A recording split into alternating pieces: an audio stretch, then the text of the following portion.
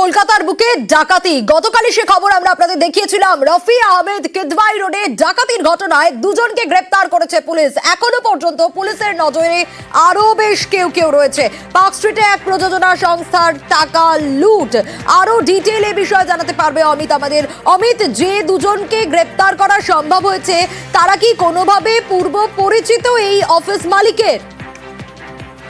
দেখো, যে দুজনকে গ্রেপ্তার করা হয়েছে পাঁচটি থানার তরফে, তার দুজনের মধ্যে বিনোদ বলে যে গ্রেপ্তার হয়েছে, যিনি কিন্তু এই অফিস মালিক বা প্রয়োজনীয় সংস্থার যে অফিস, সেই কর্তার পূর্ব পরিচিত এবং এই অফিসের দীর্ঘদিন ধরে বিনোদের যাতায়াত ছিল।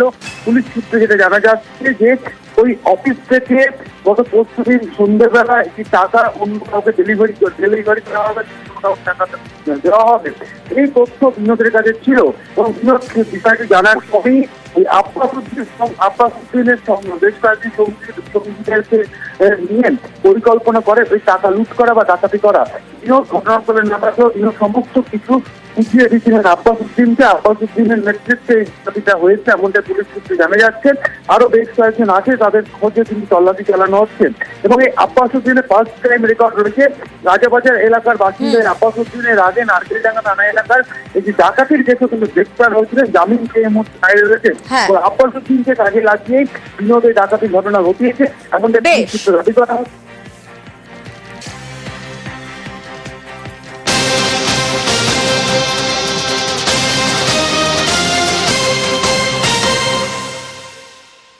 কারোর এসসি সার্টিফিকেট রয়েছে, তার সঙ্গে সঙ্গে এসটি সার্টিফিকেটও রয়েছে, এরকম কি হয়? একই সঙ্গে দুটো সার্টিফিকেট একজনেরই? হ্যাঁ, সেরকমই একটা ঘটনা ঘটেছে। এই এসটি সার্টিফিকেট দিয়েই কিন্তু ডায়মন্ড হারবার মেডিকেল কলেজে ভর্তি হয়েছিলেন এক পড়ুয়া, কিন্তু তার এসসি সার্টিফিকেটও রয়েছে। হ্যাঁ, কোথাকার ঘটনা জানেন? কোন মেডিকেল কলেজ বিতর্কে পড়েছে এই ঘটনায়? ডায়মন্ড হারবার মেডিকেল কলেজে সার্টিফিকেট বিতর্ক তৈরি হয়েছে, কারণ একই ডাক্তারি পড়ুয়া, তার এসসি সার্টিফিকেটও রয়েছে, এসটি সার্টিফিকেটও রয়েছে। কিন্তু কিভাবে, এই নিয়েই তো প্রশ্ন দানা বাঁধতে শুরু করেছে। আর এই ঘটনাকে কেন্দ্র করে ইতিমধ্যেই আন্দোলন পর্যন্ত শুরু হয়েছে। সার্টিফিকেট বিতর্কে মেডিকেল কলেজ, একটা মানুষের একটা সার্টিফিকেট থাকতে পারে, কিন্তু কিভাবে এসসি সার্টিফিকেট এবং এসটি সার্টিফিকেট একই সঙ্গে থাকতে পারে? এবং ডায়মন্ড হারবার মেডিকেল কলেজে এই সার্টিফিকেট বিতর্ক, আর তাতেই মেডিকেলে ভর্তি হয়েছে পড়ুয়া। ভর্তি বাতিলের দাবি আদিবাসী কল্যাণ সমিতির তরফ থেকে। স্বাস্থ্য ভবনে নালিশ মেডিকেলের অধ্যক্ষের।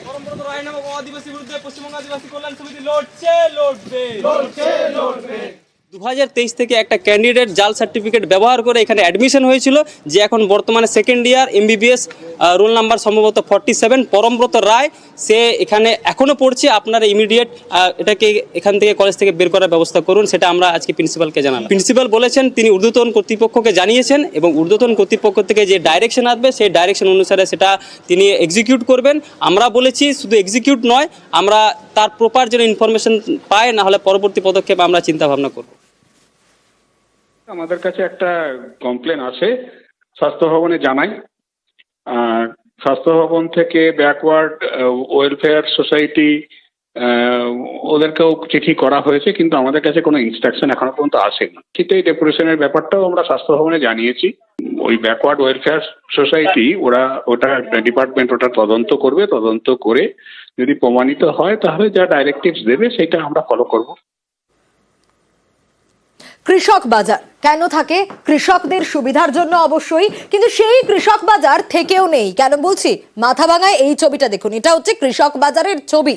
দেখতে পাচ্ছেন তো, জঙ্গলে ঘেরা রয়েছে কৃষক বাজার, অবহেলায় পড়ে রয়েছে এই কৃষক বাজার। কত বছর আগে তৈরি হয়েছিল জানেন?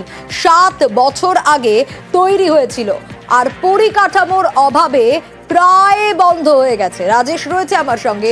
রাজেশ, এই রকম অবস্থা কেন কৃষক বাজারের? কেন শুধুমাত্র ধানের মরশুমেই কেনা বেচা চলে, আর বাকি সারা সময় কেন এরকম অবস্থা? কেন পরিকাঠামোর অভাব? কেন পরিষ্কার করা হয় না? দেখো সোনিয়া, মাথাভাঙা 2 ব্লকের বোমানিহাট এলাকায় এই কৃষক বাজার মূলত পশ্চিমবঙ্গ সরকারের উদ্যোগে কিন্তু কৃষকদের সুবিধার্থে প্রত্যেকটি ব্লকে ব্লকে এই কৃষক বাজার তৈরি হয়েছে।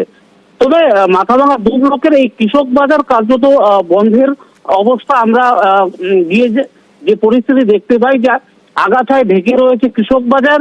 কোনো হাট বসে না, যে কৃষকরা এই কৃষক বাজার থাকার পরেও কিন্তু ফালাকাটা, ধূপগুড়ি, অন্যত্র যে কৃষক বাজার উৎপাদিত ফসল বিক্রি করেন, যে সেই পরিকাঠামোই তৈরি হয়নি যে কৃষকরা সেই বাজারে গিয়ে তাদের উৎপাদিত ফসল বিক্রি করবেন, যার ফলে কিন্তু সমস্যায় পড়তে হচ্ছে।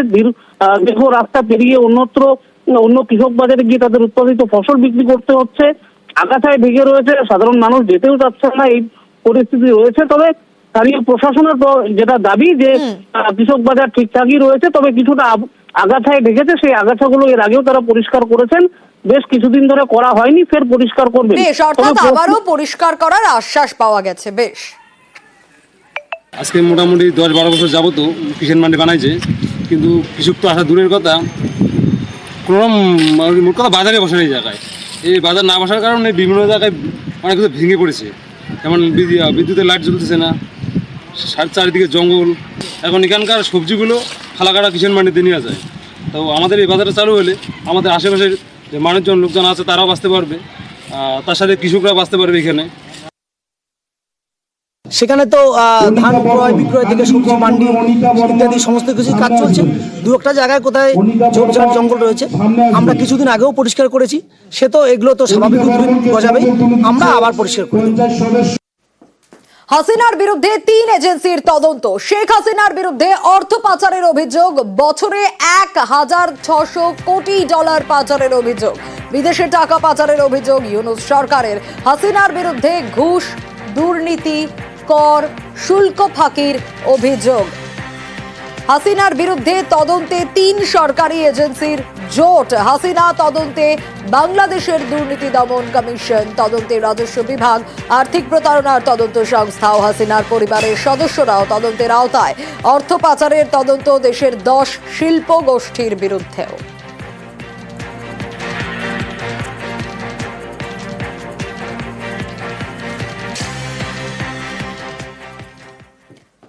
আর বাংলাদেশে হিংসা, হানাহানি চলছে, আর এরই মধ্যে ক্ষোভের পারদও চড়ছে। হাসিনা পরবর্তী সময়ে 6 মাসে 136টি আন্দোলন হয়েছে, শুধুমাত্র রাজধানী ঢাকার এই সংখ্যাটা। আর এখানেই শেষ নয়, এবার ফেব্রুয়ারিতে দেশ জুড়ে ধর্মঘটের ডাক আওয়ামী লীগের। তাদের দাবি ইউনূসকে পদত্যাগ করতে হবে। চাপে পড়ে সুর চড়িয়েছে ইউনূস সরকারও।